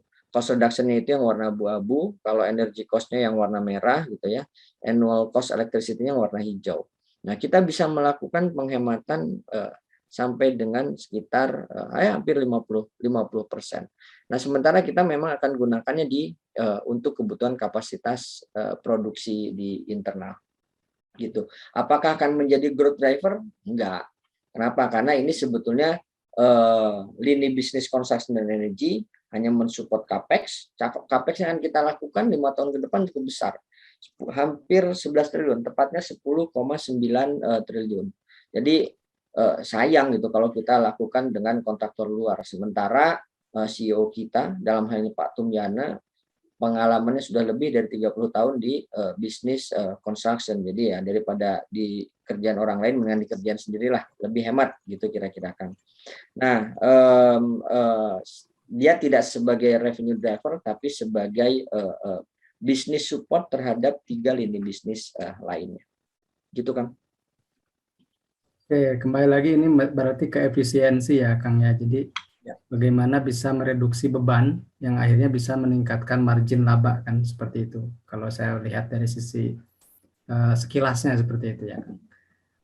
Oke, ada pertanyaan lagi nih Kang. Semakin malam semakin ramai ini nambah terus tuh. Sekarang udah di angka 80 orang.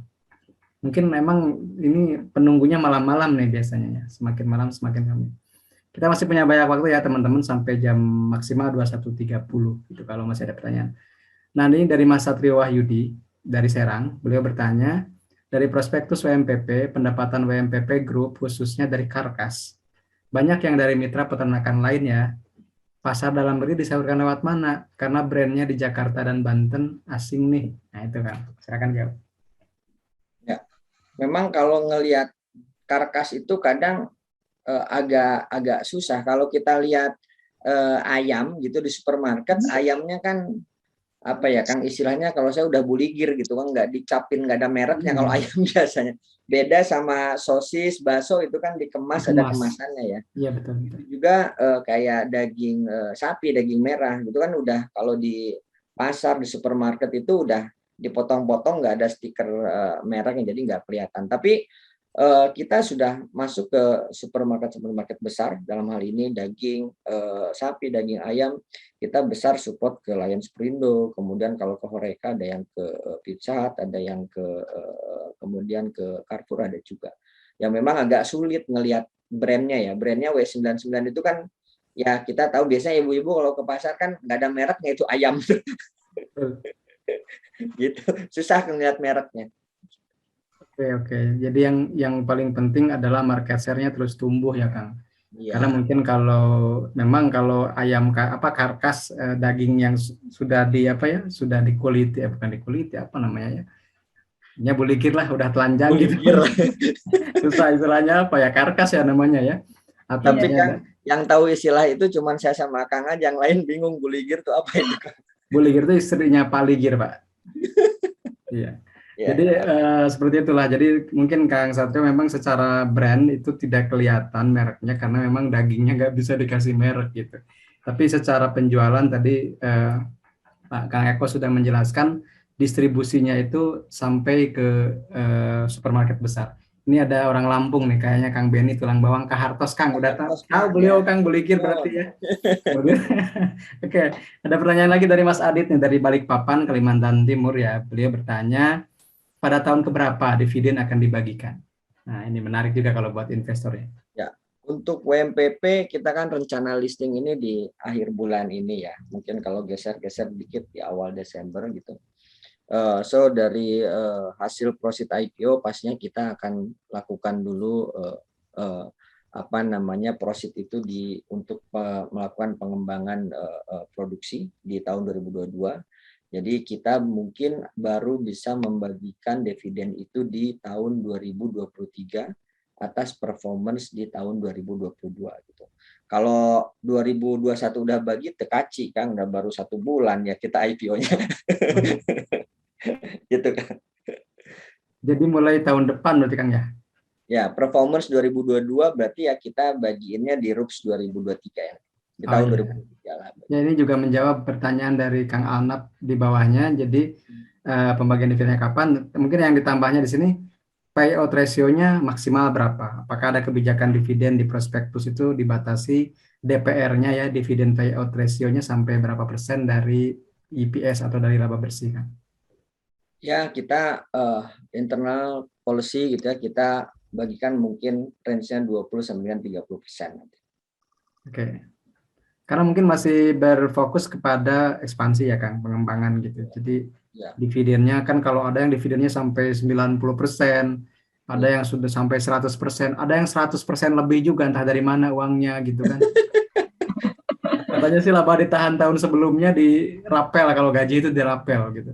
Jadi tahun berikutnya jadi 100% lebih. Nah, kalau saya melihat WMO ini memang masuknya nanti kategorinya growth stock gitu, growth stock. Jadi saham yang masih melakukan pertumbuhan ya. Jadi dividennya biasanya nggak terlalu banyak, nggak terlalu besar ya teman-teman. Jadi kan bulan ini ada beberapa yang IPO, salah satunya juga ada yang big IPO katanya, salah satu perusahaan telekomunikasi. Saya baca di situ kebijakan dividennya, wah ini mah dividennya hampir semua gitu. Karena saya melihat oh ini kayaknya pertumbuhannya sudah terbatas. Jadi memang cocoknya buat buat nabung, buat ambil dividennya gitu. Nah, kalau WMPP ini beda kasus. Saya melihatnya WMPP ini karena saya lihat biasanya kalau prospek itu salah satunya yang saya lihat adalah teman-teman juga ya, buat teman-teman yang lain, kebijakan dividen. Kalau kebijakan dividennya pertama bukan tahun ini baru tahun depan, berarti fokusnya ke pertumbuhan dulu. Kemudian yang kedua, tahun depannya pun nggak langsung banyak, misalnya cuma 20-30%, berarti masih pertumbuhan juga. Jadi dividen itu saya anggap sebagai bonus saja Kang, karena pertumbuhan sahamnya biasanya lebih melebihi daripada yieldnya dividen. Saya pernah punya riset 2017 sampai 2019 kalau tidak salah ya. Rata-rata dividen yield Indonesia di saham Indonesia itu 2-3% aja. 2,5 sekian persen lah gitu. Jadi nggak ada yang bahkan di bawah deposito gitu nilainya. Jadi kalau teman-teman ngandelin cuman ke dividen, saya kira ya kurang profitable ya. Makanya kalau ada saham yang tidak terlalu roya bagi dividen, jangan dulu sedih gitu. Justru saya melihat di situ ada pertumbuhan yang sedang dilakukan oleh perusahaan tersebut. Tapi disclaimer on ya, tergantung masing-masing ya. Oke, ada pertanyaan lain nih Kang. Dari Mas Fitra. Mas atau Mbak ya? Kak aja biar aman, Kak Fitra. Ya, biar aman Kak. Kak itu aman biasanya. Apakah WMPP ada rencana juga untuk ekspansi ke perikanan atau marine? Ya. Fishery mungkin ya? Fishery ya. Ya saat ini mungkin sampai di bisnis proyection kita sampai 5 tahun ke depan kita masih fokus di 5 bisnis tadi kan. Tapi ya tidak menutup kemungkinan ya, karena kita juga semua tahu bahwa Indonesia ini kaya di lautnya gitu. Jangan sampai lautnya diambilin sama orang lainnya. Tapi intinya kalau di bisnis projection kita saat ini kita masih fokus di 5 bisnis yang kita tadi sampaikan. Oke Kang, terima kasih. Pertanyaan berikutnya dari Mas Adityas, Kak Adityas, kenapa energi dari biomasa tidak dikembangkan di peternakan sapinya Pak? Nah ini pertanyaan menarik nih. Ya, tadi sebetulnya udah dijelasin sama Mbak Mega sih di presentasi, tapi nggak apa-apa Mbak Mega ulang lagi ya. Boleh. Pesertanya baru masuk Kang, boleh jadi. Ya, boleh. Mau di recap ulang? Ya. Gimana? Circular ekonomi tolong Mas Jati.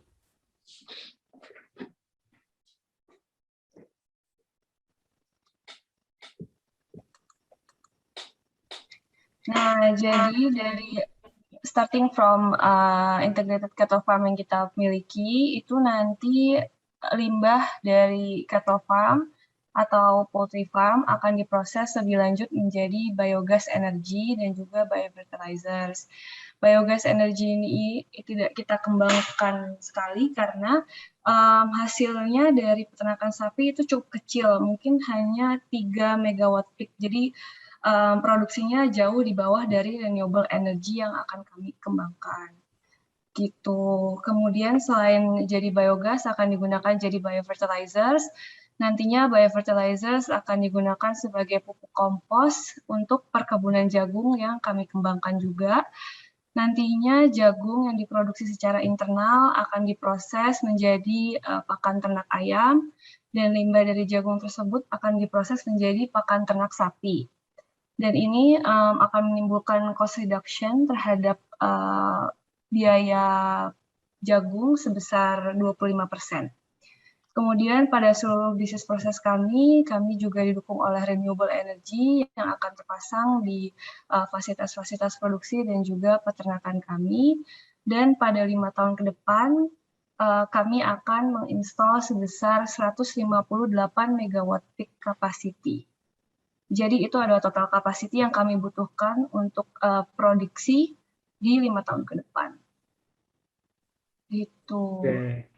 Keren sekali nih ekosistemnya ya, jadi semua terintegrasi dari hulu ke hilir, kemudian juga energi terbarukan gitu ya, dan di situ juga ada banyak cost reduction yang sebenarnya akan lebih meningkatkan margin laba kalau saya melihat ya. Karena gini Kang, saya juga memerhatikan ya Kang Eko dan Teh Mega, jadi di beberapa perusahaan kemarin ketika pandemi banyak yang labanya meningkat. Itu karena bebannya berkurang. Salah satunya adalah beban tenaga kerja dan beban juga operasional. Kenapa? Karena banyak yang work from home kan. Setidaknya itu mengurangi juga beban usahanya begitu.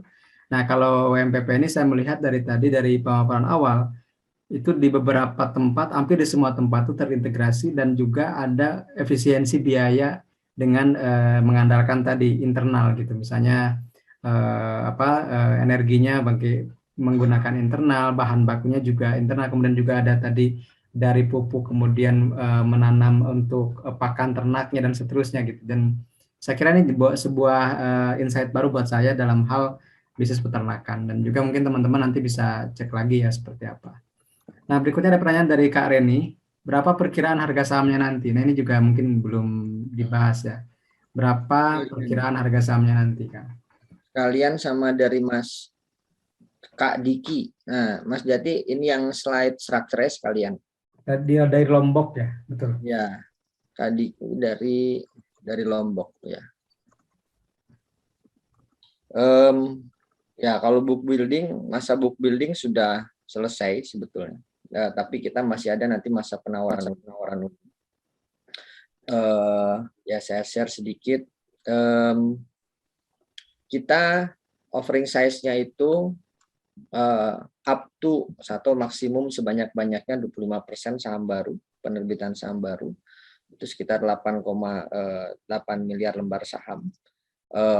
Dengan 25% itu ya expected gitu ya, maksimum kita bisa dapetin sampai dengan sekitar 1,9 triliun gitu.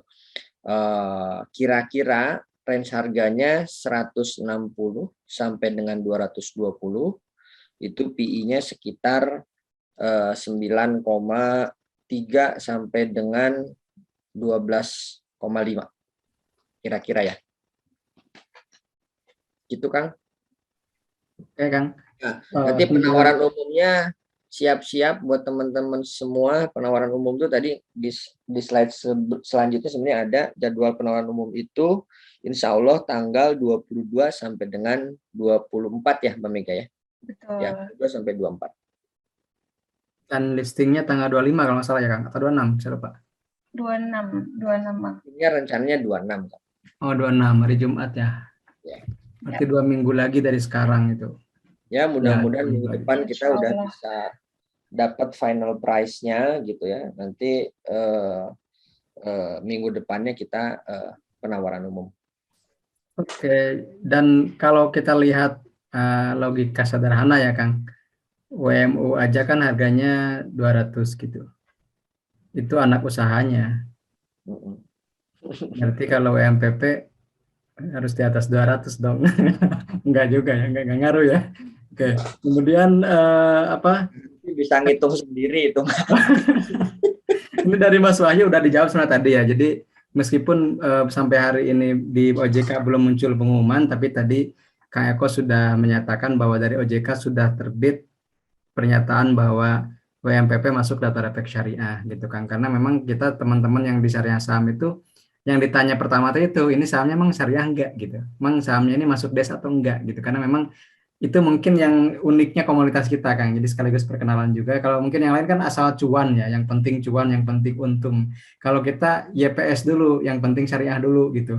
Kalau udah masuk syariah dan bagus, apalagi gitu sahamnya prospeknya bagus, teknikalnya sudah cocok, timingnya ya kita bisa masuk di saham tersebut. Ya betul Kak Reni, saya jawab dah, ini mah gampang jawabnya. WMU anak usaha WMP betul. Jadi WMU itu Widodo Makmur Unggas itu adalah anaknya Widodo Makmur Perkasa. Jadi yang akan IPO nanti itu induknya WMUU. Itu misalnya ICBP, induknya adalah INDF. Nah, jadi yang akan IPO nanti itu INDF. Nah, INDF-nya ICBP. Jadi insya Allah lebih ini ya, lebih rame harusnya IPO. Istilahnya kalau ke supermarket beli 1 dapat 5 kan? betul. Oke. Beli 1 dapat 5 lah kira-kira. Dapat 5 ya lah, dapat 5 lini bisnis maksudnya di dalamnya. 5 lini bisnis ya. Tadi ada unggas, kemudian ternak sapi. Ya. Kemudian apa yang tadi? Processing, kemudian dan construction dan energi. Cucunya ada berapa? Cucunya ada 3.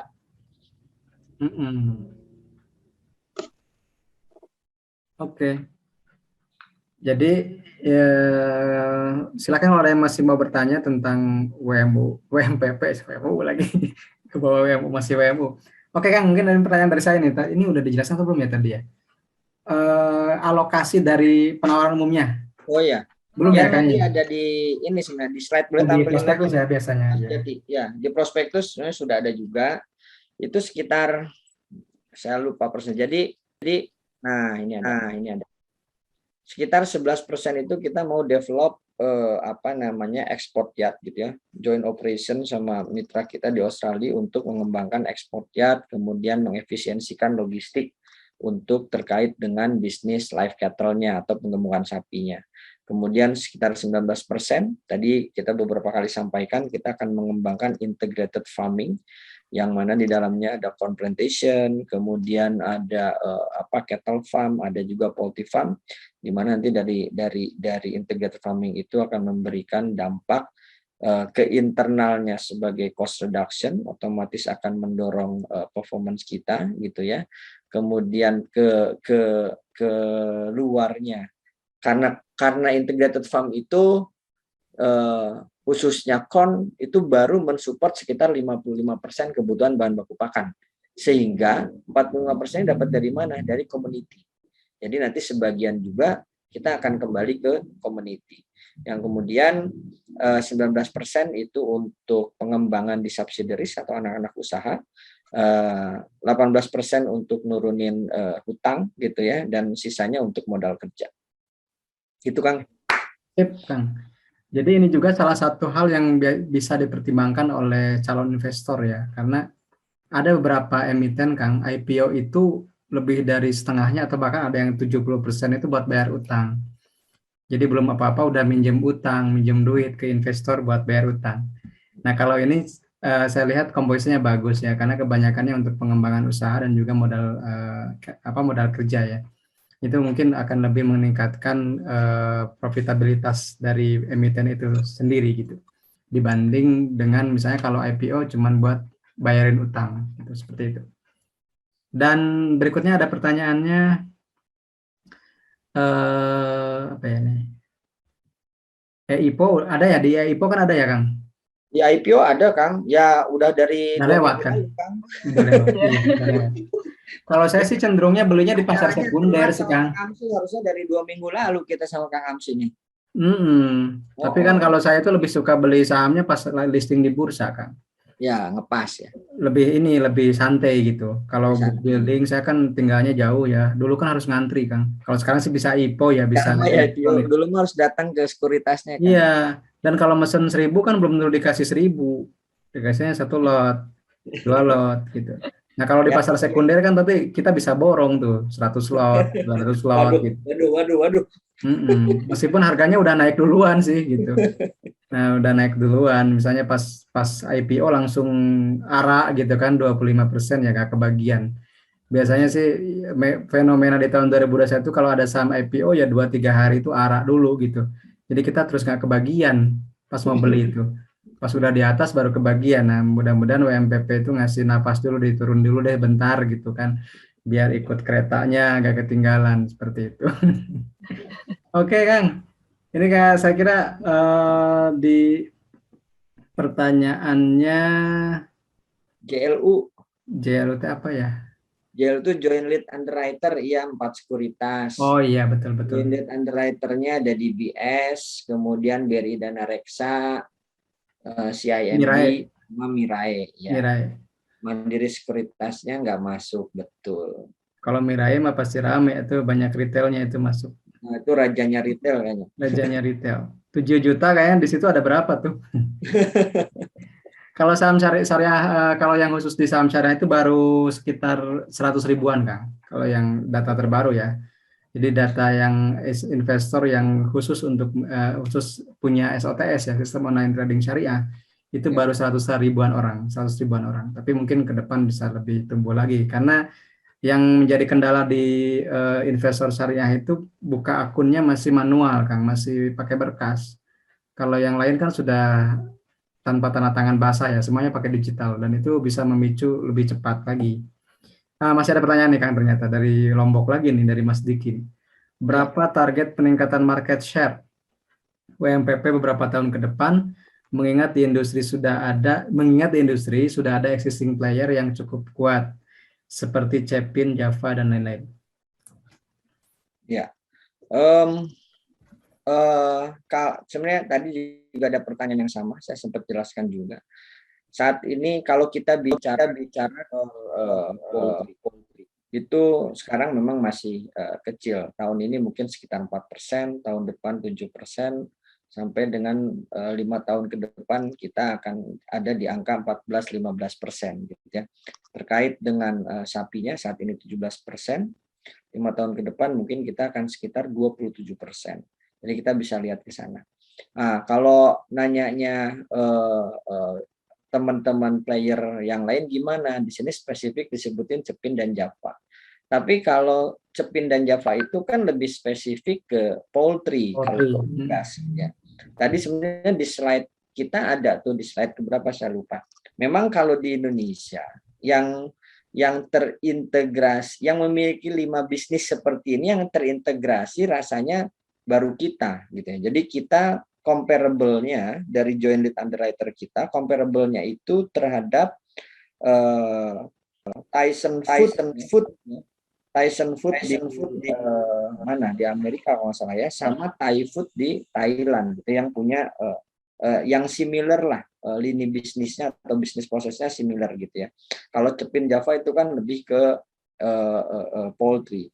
Kemudian kalau bicara khusus ke poultry atau dibandingkan dengan WMUU, kalau bicara market share, kita lihatnya bahwa strategi kita memang berbeda dengan teman-teman yang lain gitu ya. Tadi disampaikan bahwa yang lain itu lebih fokus di feed gitu ya. Kalau dilihat teman-teman bisa buka sendiri sih laporan keuangannya. Mungkin kontribusi terbesarnya lebih dari 60-70% itu dikontribusi dari penjualan pakan. Kemudian penjualan DOC gitu ya. Sementara kalau WMU ini revenue drivernya sampai dengan Q3 kemarin itu 90% dari jualan karkas atau berada di downstream. Yang mana upstream kita itu seperti kandang GPS farm, poultry farm, broiler farm, hatchery sampai ke feed mill itu cuma sebagai support aja. Support terhadap bisnis karkas atau downstream yang menjadi main revenue driver. Kenapa kita ambil ke sana? Karena stabilitas harga di karkas itu kalau dilihat dari tahun 2012 sampai dengan tahun ini itu cenderung naik bahkan relatively stabil gitu ya. Jadi ada opportunity di sana ketika kita berhitung gitu ya, live bird price itu crash setahun itu paling lama sekitar 2 bulan gitu. Jadi ketika itu terjadi, kita punya kapasitas yang cukup, RPA yang cukup besar dengan cold storage yang cukup besar untuk menampung barang-barang itu. Ya. Di mana sebetulnya RPA itu baru bisa dari internal itu hanya sekitar 60%, 40%-nya memang kita ambil dari luar.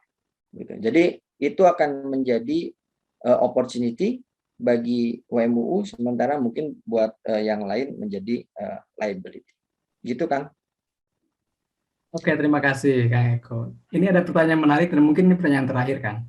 Pertanyaan terakhir ya. Jadi pertanyaannya adalah ini dari Riau. Oh, dari Riau nih ada Kak Fitra. Maaf agak out of topic, Mang. Kenapa trademarknya Widodo dan W ya? Nah, itu mungkin ada sejarahnya tuh gimana Kang? Sejarah.